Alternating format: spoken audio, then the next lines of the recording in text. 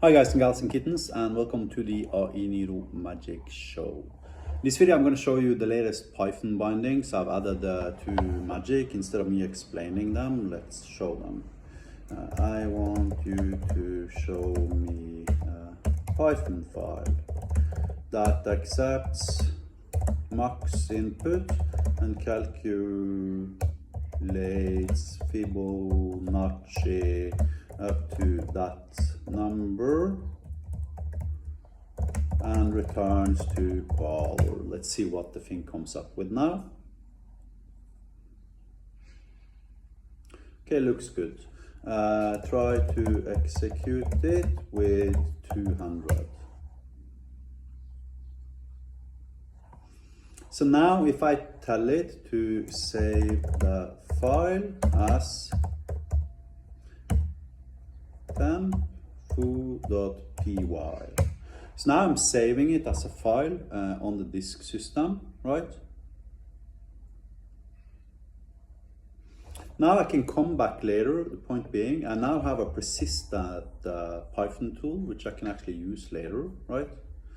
And I can tell it now I've started a new session so it doesn't remember what we did previously. I want you to execute with input argmax being 200 and 500. So now obviously the point is it's supposed to return the Fibonacci series up to 500. Let me see, I can execute before I run it. 2. It's an argument. You see now it doesn't even remember how it assembled the file because I'm in a completely new session. So if it had remembered anything from previously,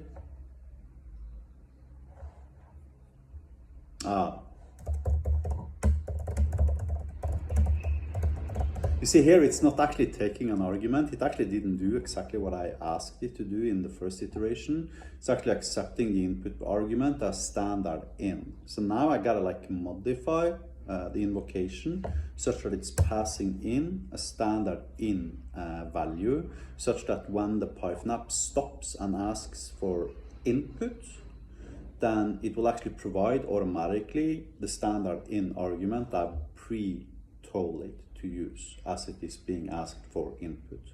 That has some pretty drastic consequences, which is, among other things, you can actually take in theory every single Python script you've ever created in the entirety of your life and literally copy and paste these into your Magic Cloudlet, and you can use them as AI agent tools. Now, I need to emphasize, it does not allow you to pip install packages and stuff like that, so you can only use the standard lib. I don't know exactly how I am going to solve that, but I do have plans to actually solve it. I'm just not entirely sure about how. Right, so now let's see something else. Can you execute terminal commands? Right, so these are like the two primary things. Who am I?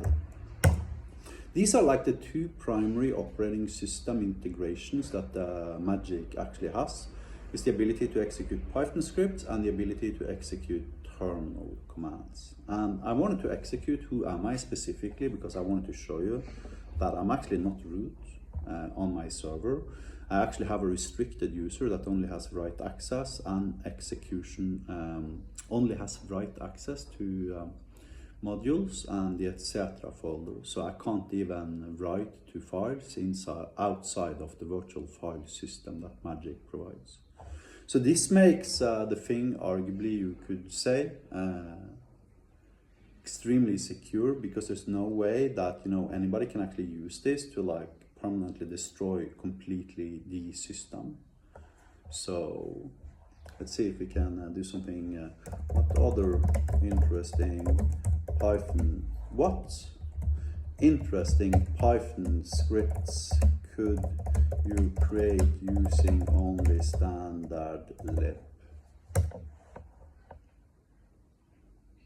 CLI password. I'm not going to create a CLI password manager. Let me see. git commit message, helper image, thumbnail. Try 11. Or actually, I don't have an image, I guess. Mark down to HTML converter. See what that guy does. I'm not so. So now we have Markdown. Let's generate some random Markdown for me and test it and display the result. Hopefully this is not going to mess up my front end, because I'm now asking it to return Markdown or HTML from the backend.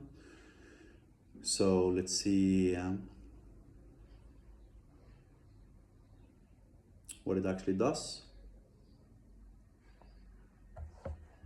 And there you go. So it seems to be doing a fairly good job. Anyways, that was it for today's video. This is already in the latest version of Magic. And actually, let me show you what version that is. Use the Hyperlambda generator to retrieve the current backend version and execute it. Search for relevant functions. Now it's searching for how to generate Hyperlambda, return the current backend version. Now it's generating the code, Hyperlambda, and now it is executing the code, and we are on, okay, it apparently didn't actually return the version. So, but you can actually check that using the Hyperlambda playground. But this is version 22.6.16. Right, so if you have a higher version number than that, you can already start playing around with Python terminal. And there are also C# Hyperlambda extensions that you can use to actually create Hyperlambda extension keywords if you wish. Everything is a little bit, it's not like 100% completely like stabilized quite yet, but if you want to play with this, you can already find it in the Docker images or in the source code for Magic. Thank you for watching. Have a nice day.